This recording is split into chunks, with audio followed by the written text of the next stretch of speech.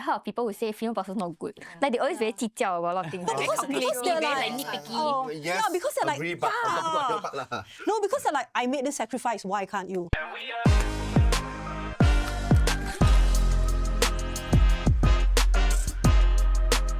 Hey everyone, welcome back to another episode of TBH. Today we'll be talking about gender equality and the role of women in society today. I tried being it all, like having a good career, excelling my work, having a like very crazy back-to-back schedule and everything. I see in society today like women having to have it all.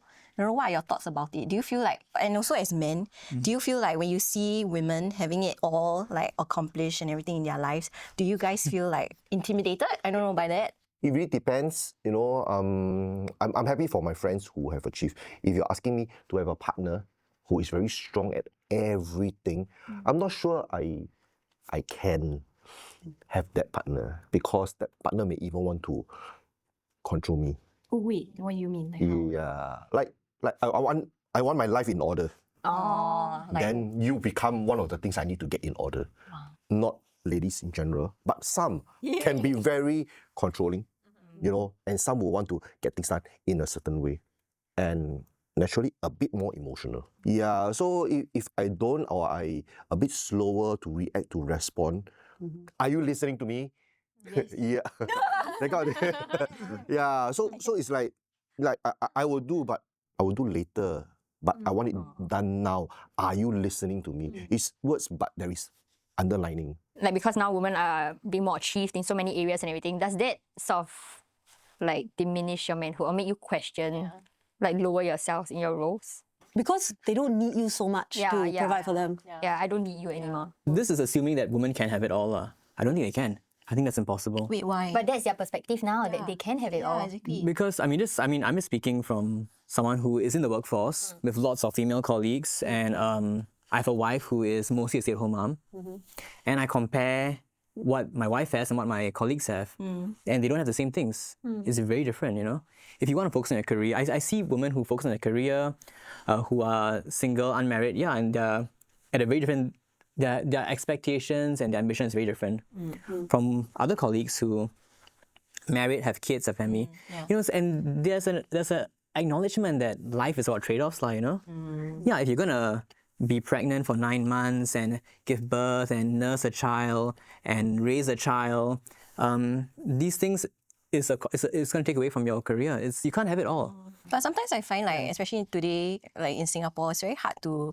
It's better to have a double income than just have a like sole breadwinner in a family. The difference between saying, you know, we're a double income family because we need to, and saying we're a double income family because I should have it all. I'm trying to live up to this like fabulous image. My own view as somebody who was full-time in the workforce for about 10 years and then full-time out of the workforce raising kids for 12, 13 years is you can have it all, but not at the same time. Okay. It's really, really very difficult because, I mean, I stopped work after my kids came along. I was at home with them for a long time, and now I only do part-time work because I want to be in the house, you know, raising my kids without a helper. And that does take trade-offs. I also feel that if I were out of the house, then I wouldn't be able to be the mom that I want to be. And this is something that my husband and I agreed on. So it does take sacrifice. What some of my friends do is they work to establish themselves in their careers really early on so that later they can go part-time, they can go into private practice. They structure their careers intentionally around being there with their kids. Because they know that your kids are only going to be young for 10, 15 years. And then when their plan in mind is when the kids are not so time intensive, then they can go back to the career. Because like retirement age is only going up, right? So they think, you know, I can have it all sequentially. I know of a few, maybe of my friends and things that I read online, that women, we are just trying to hit all the, like check all the boxes, you know, have a good career, make time for friends, you know, do house chores, I don't know. Because, I don't know, I just feel like there's expectations when, you know, let's say a working mom who, when they finish their work, then they go home, they have to do house chores and do all these things. So I feel like it's somewhat of an expectation for women to kind of have it all. But this is the thing, right? Even if you look at a woman who seems to have it all and you ask her, how does she do it? Very often the answer is not that her husband is stepping up, but that she's relying on the labour of other women. What do you mean? Like, Domestic helpers. Domestic helpers, grandmothers. In-laws, grandparents. And even the childcare centres are staffed mainly by women. So all that's really happening is that you are leaving your children with somebody who's paid to look after them, so you can earn money to pay someone to look after your children. But from the man's perspective, if let's say your wife comes to you and like, you know what, I'll go out and bring the bacon, you look after the kids, right? Do you think that most men would be okay with that? I know a few men who do it, and it's usually because the wife is earning like tons more. Logically it makes sense also, Yes, right? so in some circumstances it does make sense. Yeah. So will you be okay with it also? I must know what's my worth. I must still be able to contribute. Okay. Yeah, it's not because of the monetary. But do you think between men then, if let's say your friends know that you're a house husband, right? Do you think they'll be like, oh, you know, they already judge you? Will you feel like you're being judged? Older generation, yes. This generation, no. Oh, is it? Yeah, I think if my friends know that I'm a house husband, I think they will say that, wow, it takes a lot for a man to say that true, he is. I thought they'd be like, Yeah. oh, you've got a very good life, you know. Because you don't need to go and hustle. Right? Sometimes. I don't know. I know guys who would love to be house husbands. Who is it? But I don't know a single one who is. Oh. Do you know anybody in Singapore who? Yeah, I do. I kind of do, know of okay. one, yeah. Actually, But they it's a do a younger lot. generation lah. it's true. But how does that work out? So the wife earns more. No, I think because the wife, I don't know whether they earn more. The wife travels a lot for work. So he stays in Singapore. I don't know whether he works actually, but yeah, he looks after the kid. My friend is because the wife earns more. That's why. And then they want one of the parents to take care of the kids. But you see, why is it only that, like, if the wife earns more?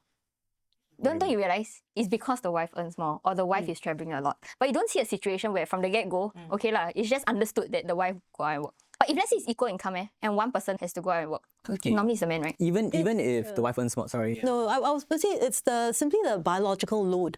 I think especially of bringing up kids, for infants. Yeah, because if you've given birth, you also need a few months to recover, right? And so that's time out from work.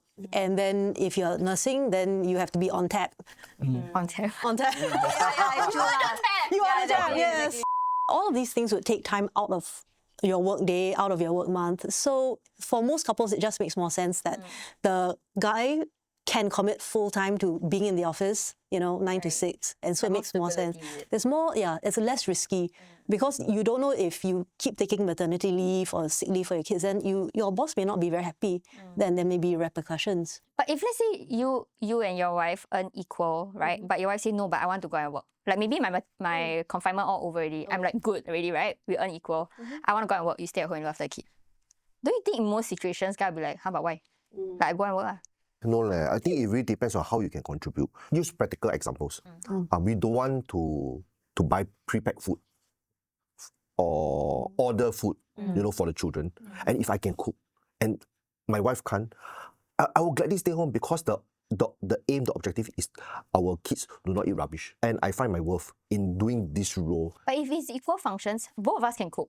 Both of us can earn equal amount. I mean, if you want to equal, then there's a lot of things that you need to discuss. No, but that's the perspective of women now, that I can do everything that you can. And yeah, I agree that nowadays men can cook also. A lot of men can cook, right? So and they also can clean the house. So everything is perceived as equal now. But then when it comes to like, okay, one person needs to stay at home, one person go out, don't you think the default is still like, okay, the man go out? Yes. Right. I think it's not equal. And I think the one area which is the most unequal is the attachment that the newborn baby has to the mother. The bond that the child has to the mom is so important. The father too, the father's voice, the father's caring, love and care. But the baby knows. Eyes can be closed. The baby knows when it's a mom carrying her or him as opposed to anybody else. And I mean, sad to say, like even if the mom earns a lot of money and mom wants to go back to work, the cost will be the attachment the mom has with the child, A dad is not a substitute mom. Yeah. They're both valuable in their own ways. And I think if you also ask a couple, right, what does this child mean to you? It means a lot more to the mother than it does to the father at a very visceral level. And that's because that child took a lot more out of the mother to produce, to birth, to feed, and to support. So in that sense, I think women get a lot more emotionally out of meeting those needs. And that's where that bond is formed. When I quit my job, and everybody knew that I was quitting because I was going to have kids after kids. So when my office sent me off, they were like, oh, goodbye, come back anytime, we know you just want to have kids, come back in a few years, you'll be ready to join the workforce. But quite a few of the senior management, the bosses who were women, and they told me, actually, you're doing the right thing. They said to me privately, I wished I had more time with my kids when they were growing up. So if you are going to be able to do this, more power to you.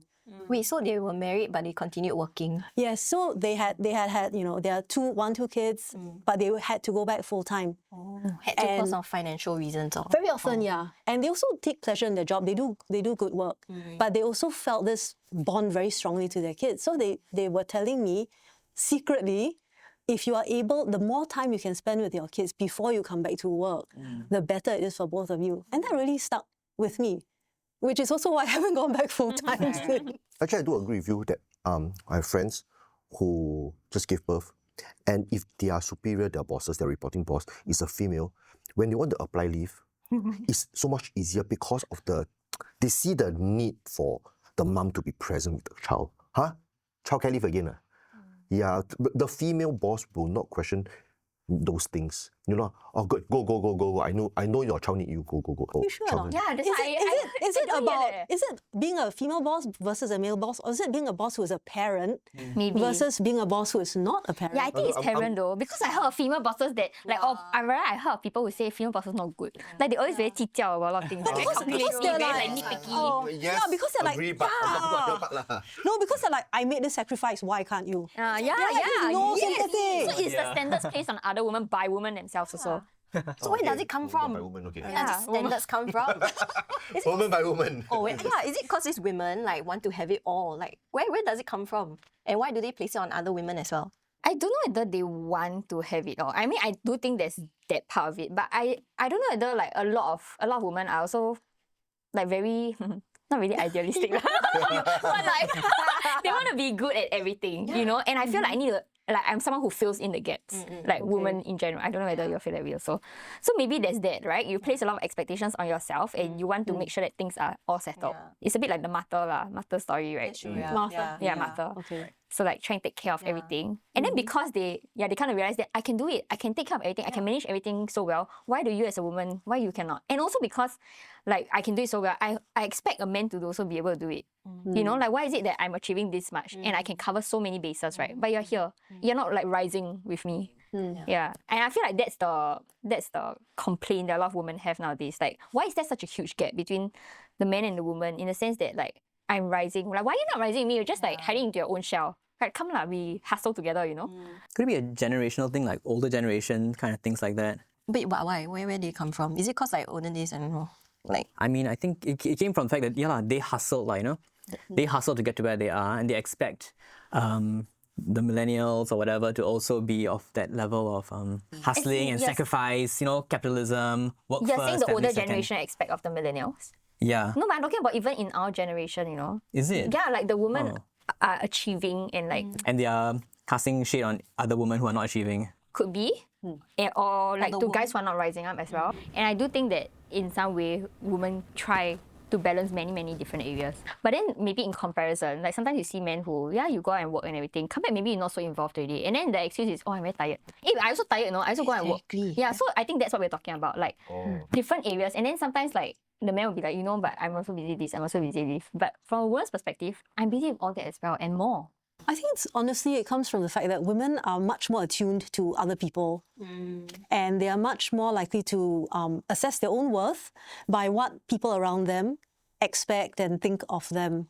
And they're much more vulnerable to this than men are. why? I don't know, I think it's We're just sensitive enough. you can call it sensitivity, and that's not necessarily in a bad way. They're sensitive to the emotions of people around them, and they're very averse to disappointing others, to letting things down, and that really seems to be a trait of women more than men. Men can just be like, okay, I'll go and play video games. I think it's very interesting that you say, not necessarily in a bad way, because actually I think first thought for women when the word sensitivity comes up, I don't think we see it in a bad light, But I feel like for some Men some use it in a bad light. Rude. Okay, triggered, man. Yeah, then it's like they say that we are like oversensitive, then we start to think that that's a bad thing. But I don't feel it's a bad thing. I like that we are sensitive, you know, and I don't like it that guys are not sensitive. No, but then I do feel that is such a thing as overly sensitive. Yeah lah, but like not all the time. Not all the time, no. Yeah. But this reminds me of the feminine genius. Okay, I know maybe you guys may not know, I don't know. But it's a letter that Pope John Paul II wrote, letter to women. Is it Mulierum Dignitatis? Yes, that one, yeah. The dignity of women. Women, yeah. So I remember there are 4 traits that he expresses that a woman has. Receptivity, sensitivity, Generosity. and maternity. Yeah. So he's just mansplaining women. I mean, No, like, but generally with women, yeah, there are men you who want to say, write how come this? there was a woman, like a feminine genius thing, a letter written to a woman, but the men don't have. So they're like, I'm waiting for my letter now. Maybe That's someone fine. else. Right? Yeah, so I guess, I mean, based on his writings and everything, it's like innate in women to be sensitive and to have all these traits, right? And it's not a bad thing, it's a good thing. Society needs it, like, you know? Yeah. For society to function and to be a society, be a civilization, not just be an efficient bureaucracy. So in other words, men and women are not just people with different plumbing. That's what you're saying. But it's not just the bodies which are different, but also the brains, hormones. The spirituality is different, which complements each other also. Yeah, because when I was in uni, I took a module on like human bonding. And one of the things that I found out was that even from birth, right, boy and girl babies have pretty different traits, where girl babies tend to enjoy looking at faces. That's what I've heard. Yeah, and boys just look at things. Like, they still do. But they did on a like sample size? Or like just Yeah, I those mean, two babies? so these are large scale surveys. okay. And again, it's not saying that a girl is going to be like this, a boy is going to be like that. So we shouldn't box people. Like, it's just saying that there's a spectrum of behavior. Girls are more likely to prefer the company of other people, and boys are more likely to like I would say doing things together. The girls like. Girls also like to do things together. Yeah, but that's because they will. That's because they like chit chat. They're always communicating. Right. The connecting There's also. being lah. together and there's doing things together. Yeah. It's why girls go to the bathroom in groups. Yes, true. And boys, Me too. men are. No, if you go together, you know, right? There's the test, right? If let's say one guy is here, where's the right spot to go to? Yes. Oh yeah. Yeah.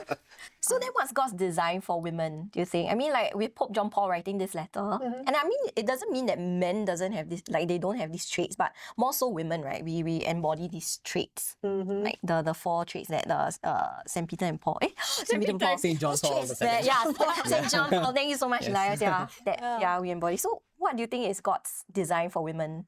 Because maybe some women, they may not like resonate with all these 4 areas also. They feel like they are maybe stronger in other ways that maybe they don't identify with these 4. I don't know, but these 4 words, I think that it's all very weighted words. The way I used to think that women were viewed, or what makes a woman, right, is someone who is very nurturing, very gentle, very demure. Right. You know what I mean? So I think maybe those words easier for me to solve what now.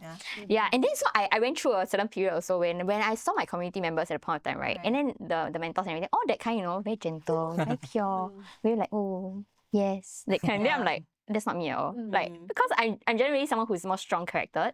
And so I was like, so what am I? I mean, it didn't make me question my identity whatsoever, but I just didn't feel woman lah, like the way in which I understood at that point of time what a woman was.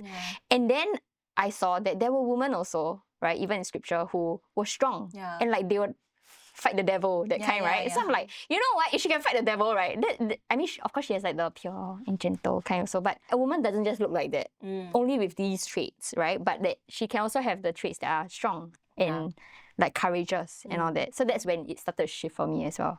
Actually, like both genders have these traits. It's just how it manifests, you know? Because like a woman can be protector and everything so, but a man also can be nurturing and everything. They are as well. It's just that it looks different. And so we think that it's very distinct. But actually all of us have these traits. Actually, you reminded me of a quote by Saint Therese of Lisieux. If every flower were a rose, spring would lose its loveliness. And through my journey, I realized I've come to embrace my uniqueness also. Because I mean, I don't entirely identify with a very like soft girl. Like there are moments where I'm like very firm, very, very strong. And I've come to love these 2 sides of me. And I've come to also recognize the beauty in the different traits that my friend has. Like some of them who are stronger, some of them who are more demure and stuff, which is fine. All is great, and that's how God created us, and there's nothing wrong. But I feel like in society today, like we have this perception that to be a woman we have to be a certain way. Which I don't think is right. Yeah. When St. John Paul II wrote these descriptions of the feminine genius, I think we should take them as general descriptors, but we shouldn't use them as, little boxes to pigeonhole women into. Because that's what I think we're all reacting against. We're reacting against this idea that, we should dress a certain way, we should be soft, we should, just say yes to men. And we rebel against that instinctively because that doesn't respect who we are as individuals. Right, yeah. But when he says that, I think what he's really saying is when you recognize this aspect of your female nature, when you lean into it, it actually empowers you. It makes you feel good. You start to understand your purpose in life, your role in the family. So, you could say maybe this feminine genius is, maybe it's less important at work because work can be done by people of either sex. So you need to be professional, you need to be efficient, you need to be honest. So all of those are gender-neutral virtues. It becomes more important when sex roles are more clearly defined. For example, if you're a mother, biologically it means something, socially it means something. And then when you lean into that, when you realize that, I respond to my kids in a certain way, and then you go back and read St. John Paul's letter, you're like, oh my goodness, he was really describing what my child has made me become as a mother. Suddenly I realized these are my strengths. And I'm saying this as somebody who was raised, in a very sort of feminist milieu. And then at 33, I had my first kid. I have 3 now. And it was a complete turnaround because we had spent, our teenage years being told anything you do, anything the guys can do, we can do too, because that was the 90s. Right. So women were really making great strides in the workforce. And so there was that whole, we should downplay our femininity. That's why I joined the army as well. Is that why? It was part of that ethos of the 90s. Do you think it's because of the fall of Adam and Eve? That's why, maybe somewhere along the way we got a misconception about our roles. We can blame everything on the fall. Everything is on them. That's true. JP2 is writing this in response to the radical feminism in the 1970s, I'm guessing, right? But I think radical feminism itself is a response probably to the failure of society in a way, of men to protect women, It was injustice. There was there was definitely great injustice. Why do women need to rise up and become independent financially? It's because men weren't doing their job of protecting them, providing for them properly, Why did women have to fight for the vote? Yeah. Because the men were not governing fairly. Yeah. Why? Because of Adam and Eve lah. So it goes back, right? Yeah. What is messed up as a result of the fall? The first is that suddenly they're competing. Because when Adam was made, Eve was made, and God said, I will give him a helper. And that's not a slave, that's not a servant. It's somebody to really stand side by side and do things together with. Yeah. Actually, I was watching a podcast, right? They were talking about this word helper. Okay. And I think in Hebrew or something, the translation, I can't remember what it was. It's similar to Paraclete or Holy Spirit. Yeah, they Helper. drew it to God also, who himself is a helper. And it's not that he's a servant, that kind of helper, So I can't remember the exact one, but the way in which we understand that word is distorted also, that's why. Yes. Yeah. So a lot of our understanding, and in the same way that relationship between men and women in the family has become one of domination and submission. One of my favorite descriptions of a working woman, the woman who has it all, when do you think the earliest description of that is in the Bible? Proverbs, isn't it? Proverbs 31. 31. 31, okay. You got 35 chapters, man? I don't know what sort of Bible you have. That's It's the last one. Lemuel's mom, right? Yeah, because it was this guy and his mom said, boy, you want to have a good wife? I'll tell you what a good wife is. Yes. And it was interesting because back then a woman's value was how many sons you have, whether you obey a husband. But in everything that she told her son, this is what you should look for in a woman. It's she works hard, she invests her own money, she's got her own business, right? She spins, she weaves the garments, she sells the garments, she takes the money, she looks at a field, she buys it, she plants. So she's an investor. She's a small business owner. And there isn't anything about she goes and asks her husband whether she can buy the field. Can you read out the other Bible verse? Well, the one you for wanna- Timothy, right? Yeah, that's the one that I'm explain this to me. Oh. This part of scripture, explain it to So me it's now. 1 Timothy chapter 2, verse 11 to 14. During instruction, a woman should be quiet and respectful. I'm not giving permission for women to teach or to tell a man what to do. A woman ought not to speak because Adam was formed first and Eve afterwards. And it was not Adam who was led astray, but the woman who was led astray and fell into sin. What does that Yeah, why they mean? blame the woman? Why they asking us not to talk? Yeah, exactly. Legit, when I saw it, I was like, Okay, okay. what do you mean? What do you mean? Asking us to shut up. I mean, because to read it in our day and age, right, it seems really, really hostile. But you also have to ask yourself, what was going on in the church communities back What was then? the context? If they Chaos, were right? Division. people, About division, then what they say is the woman who caused the divide, is it? I'm on your side, Sha. I'm on your side. I don't know. Trigger. women do tend to talk more than men. That's pretty much a fact. So the question is what they are saying useful and good? So if there's a service going on, if there's instruction going on, and you've got people at the back going, then that might be disruptive. So, I mean, the fact is also that the church has not used this as a universal rule. They interpret it as a particular, like, St. Paul is speaking to this community in this place and this time. It doesn't mean that no woman can ever speak in church. Actually, we cannot say that women cannot give instruction. I think need to communicate, need to collaborate. If you're talking about church instruction, I think recently Vatican has given a very big role to a sister, a nun. I think Sister Simonen or something like that, to actually lead the religious orders. I think if I read correctly, and that's actually a very, very big role, to take care of a lot of religious orders. There's a lot of things that if we read word for word, you'll be taken out of context. If you think about the time of St. Paul, who were the ones who were actually schooled in Jewish doctrine and then Christian doctrine? They were much more likely to be men. So if a woman is speaking during the catechetical sessions, there may have been people disrupting sessions. We don't know. There's a lot we don't know. But I think what we can take heart from is the fact that the church has never instituted this as a firm rule to stop women from instructing others. Because in fact, in the early church, the women, once they had learned Christian doctrine, they were the ones going around baptizing other women. They were women can baptize. baptisms were done fully naked. So they would be, the adults would be stripped down fully naked, baptized, then smeared all over with So chrism. it has to be gender-based, right? Or is it what? What was gender-based? As in, Baptisms. baptism. Yeah, so the women would baptize the other and then bring them to the priest or the bishop to administer all the blessings. And Estella, this was the role for women deacons back in the past, right? Deaconesses, yeah. So there was a very specific rule of teaching and instructing other women and maybe also children. But that was because they had been learned enough. Like you say, this sister who is working the Vatican. So it's about being formed for the job. So the speculation in the time of St. Paul is that the women back then were not formed enough. St. Paul was a scholar of the Jewish But you law. see, then it's not relevant now anyway because women can be. I didn't say it learned. was relevant. She's the one who read the thing. But as in Hey, don't blame me. Yeah, Don't shoot the messenger. I know, I wrote it. But as in even back to this new role that the sister has, right? Like at the end of the day, in a way, she's still under the leadership of a man. The Pope? Yeah, exactly. Okay. Right. So from a feminist point of view, which is not mine, I'm not saying I'm feminist, right? But from their point of view, it would be like, at the end of the day, I'm still under a man, right? And even though technically I can be learned, I can do all these things. So, it's like, yes, there's progress and all that, but it's still, from their point of view, won't be perceived as equal, right? So maybe it's also back to what we wanted to speak about, which is like, what is equality then? Is this equality? Meaning I have to be able to be a say pope. that women also can be pope?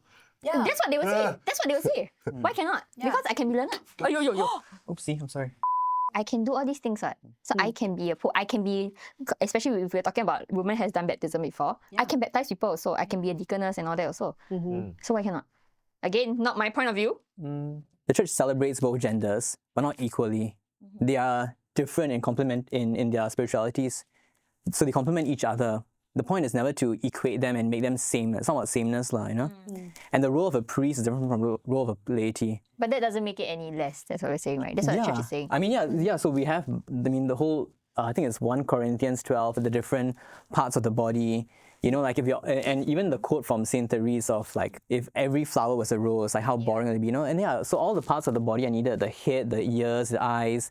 You know, if all the parts were just eyes, you know, we wouldn't be able to hear, we would be deaf. So yeah, the church is against sameness. The genders shouldn't be the same. They should be, there's a difference, you know? But then how do we complement each other, like in our different unique roles, rather than to compete with each other? The first thing is that you have to be clear about what your particular sphere is and whether you see that as a blessing or a curse. So the curse of Eve was that your desire will be for your husband and he will have dominion over you. So all of a sudden that complementarity, that, you know, getting along, suddenly there's a power disparity. Yeah. And when there's a power disparity, people get jealous, people get upset. So you're no longer happy with what you have or what you should be, but you suddenly want to have what the other person has or to have control over them. And that's how things get messed up. So, I mean, all along the understanding has been that those in holy orders, you know, image Christ as the priest, the high priest. And that's why priest, bishop, and therefore cardinal and pope are all reserved for men. And so because there's a marriage in a way between Christ and the church, Christ, the masculine principle is active. He extends the invitation to the church. God extends his invitation to us. But we, being the feminine, the receptive principle, we still have a choice. We can say yes, we can say no. So we still have autonomy. Our Lady had autonomy. The Holy Spirit didn't just like come down and say, hi, you're going to have a baby. He asked, right? And Our Lady actually thought about it. She clarified some questions and then she said yes. So that is the power that women have. When her husband, her boyfriend offers her something, she can say yes, she can say no. But she's still equally conscious and equally consenting. So the question is, right, do you want that to be a chance to be stronger together? Or do you want it to be a chance to like fight over who's got more control, who's got more say? I mean, I agree with what you share, but at the same time, like, why can't there be women who are like altar servants and like priests? Like both genders can be strong, right, in the different roles. It doesn't mean that we're competing. It's just like, oh, They can be strong. They can be strong because being a priest now is not actually about weightlifting, right? So Last time it was, me. the priests, the priests of the temple in the time who used to do the Old Testament sacrifices were basically butchers. They would slaughter animals, they would cut them up, they would burn things. It was actually a lot of heavy labor. Why can't I just get some men to like help me So, carry you know, no woman would have thought about, no woman would have wanted to be a temple priest. exactly, yeah. Why can't girls or women be priests? What's the teaching? Jesus, our Lord Jesus, did not call women to be apostles. They were not amongst the 12. If you look at the way Pope John Paul II, I think it was it him? He said that the church has no authority to ordain women as priests because the church does not know that the sacraments confected by the woman would be valid. Why would it not be valid then? Because a woman has a different nature from a man. What do you mean? How graphically do you... I see bodily. Bodily. No, not just bodily lah. No. So in the image of Christ and the church, the priest is supposed to image Christ. And because Christ is a man, the priest has to be a man. That's how they understood it and that's how it has been taught and it's the constant tradition. The question then is, why did Christ come as men? Why not women? He had to be one or the other, right? Yeah, but why men? So if he were a male, if he had come as a woman, do you think that the church would look different? I don't know. Yeah, we do not know. So all we do know is that God the Father put Jesus in the form of a male. Yeah, but so okay, from a feministic point of view then, it would be, does that mean that God favors men and doesn't prefer women, you know? You are talking about someone we refer to as God the Father. Yeah. And not God the Parent. Yeah, so God wants us to relate to Him in a particular way as a masculine. And it comes back down to this concept of masculine versus feminine. The masculine being the active principle, right? The one Again. when a man and a woman are interested in each other, who's the person who takes that first step, who is active? Usually the man. It's usually the man. Yeah. So women today, more often than not, they still expect the man to be the active, Pursuing. the pursuing, and then the woman is actively receptive, which means that she can say yes or she can say no. Actively waiting. Waiting. So the woman the woman wants to feel that she's being wooed. Do you think about like Jesus being a guy? It means that the church is a female, you know? Yes. So that is the... Feminine. It's feminine. If Jesus is masculine, then the church is feminine. Everybody's soul is feminine with respect to God. So that's something that men actually have to learn from women. It's how to be receptive. But it doesn't privilege, you know, like, in fact, I Women feel... are more privileged. Yeah, I feel like what way? I'm disadvantaged because I need to learn to be more feminine in my prayer life, in receiving Jesus, in receiving His love, you know? Because that is a feminine act, right? The receptivity. The receptivity, yeah. But you Contemplating. still have to be masculine in terms of leading your family and Yeah. your church community. I was just thinking, are we questioning the mystery of faith? Why did God created Adam first and not Eve first? Yeah, exactly. Yeah, and we are just trying to find answer to something that we do not need explanation. I find that we be obedient in that faith has virtue and not to satisfy what I want to know so that I can feel better in understanding. But then, I mean, from men's perspective, then you like, if someone were to say that, it comes from a very privileged point of view, because essentially you're saying that, Easy for you know, you to say, woman, you're just to be obedient, right? But you are the one who don't have to like fight for rights, you see. Yeah. It's very hard to say, woman, you just be obedient, just submit to your husband. I think because language like that has traditionally been used to deny women protections and rights. I think he does have a point, which is that God created us a certain way. Yeah. And so from the way we were created, he's trying to tell us something about how he wants us to be. If we talk so much about we want equality amongst like men and women, but then when it comes down to things like caning, when it comes down to the law, for example, and like what you shared just now, like guys, I mean in schools they get caning, then the girls don't. I think it's the same now, right? If you go jail and then You wanna? What's the difference? I don't want. I'm just saying, why is there that inequality? And like as women, if we talk so much about that equality, are we ready to be equality with men like in all ways? So even like with this law thing lah, are we okay to be caned also if we go to jail? I mean, there's a whole school of thought which says that caning is wrong regardless of sex, even then, right? So I suspect that there hasn't been caning for women in schools and in prisons because nobody wants to do it. But actually my school we had. Caning? I mean, because I'm from an all-girls school. Caning? Yeah. I saw my seniors. Really?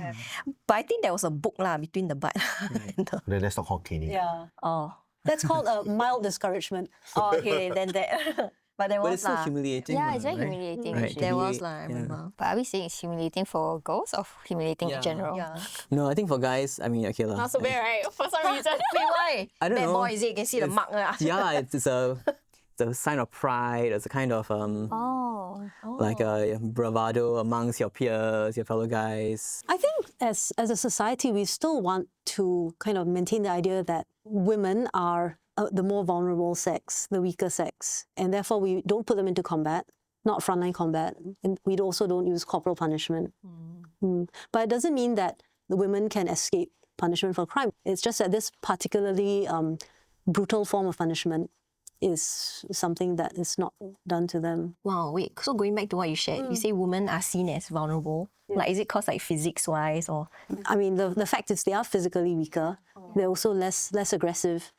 Which, do you know that women have 10 times less testosterone than men? And that is a hormone which is directly connected with aggressive, risk-taking behavior. But what does that make of women who have higher testosterone levels then? They're still women. Then they have an advantage when they compete with other women lah.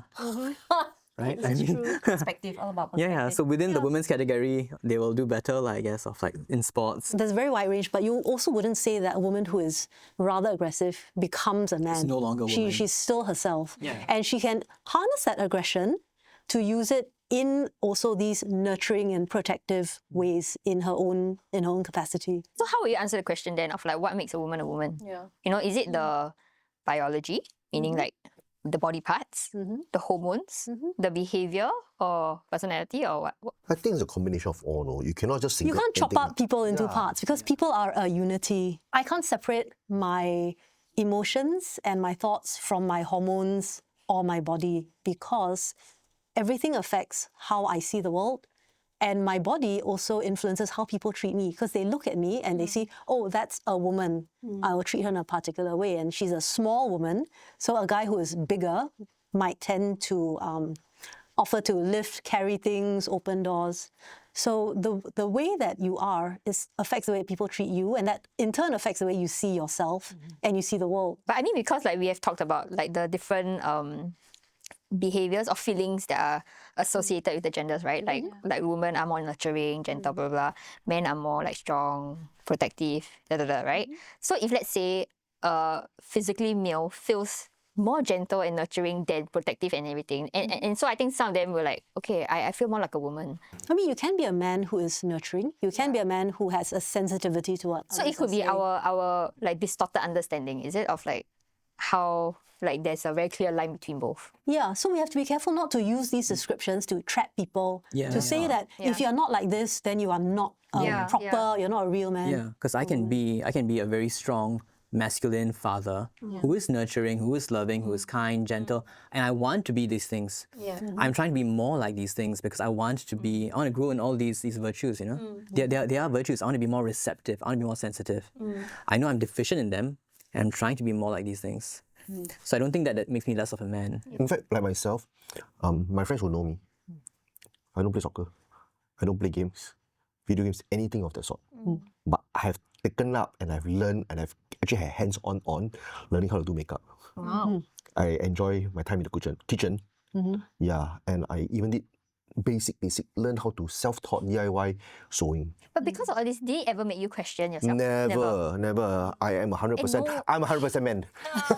And no guys or no friends like ever like ask you? No. I think when we hang out and friends who know me, they will know that Paul is just I won't show him for games, you know, but that doesn't mean that I cannot show him out to have a drink. Because maybe habit, character, whatever thing, it hobby. You know, doesn't mean that I enjoy cooking that make me more zabo. I mean, we have seen a lot of chefs who are, you know, and makeup artists who are also guys, you know, the top ones, you know. So but that doesn't make them any less men, I feel. I also know of female officer who is the first officer that lead the whole entire platoon. I can imagine the kind of stress that that female officer has when she is leading a group of men into the jungle. Hundreds of men are waiting for your instruction.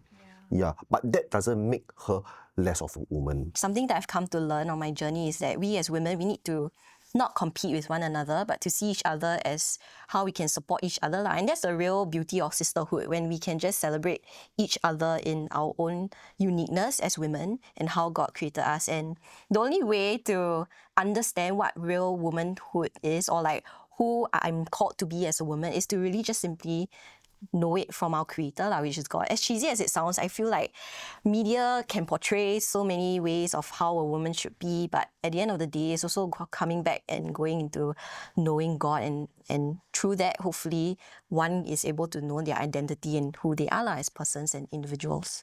Actually, I feel like it's about embracing both, you know. Because like even when you talk about media, right, I feel like now actually the media is highlighting a lot of like strong women. But I feel like underlying it is like a rebelling, you know, the narrative that women are weak, and that's why they are featuring more strong women. But actually, if you have already reached a place where you can reconcile both, right, and understand that actually both kinds of traits exist in every woman, and that is good. That's how it is supposed to be. Then there won't be this whole like rebelling thing. There's no need to rebel. It is in you, you know. Thank you for watching today's episode of TBH. Let us know your thoughts and any other topics you would like us to address by leaving your comments in the section down below. Like, share, subscribe, and ring that notification bell. See you at the next episode. Bye!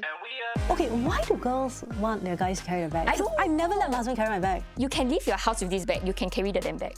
You don't need the man to carry the bag. The man you see. Supposed to be sisterhood, you know. Support other women. You cannot be judging. Honestly, very good. You're not weak. Don't behave like you're so weak. It's a small handbag.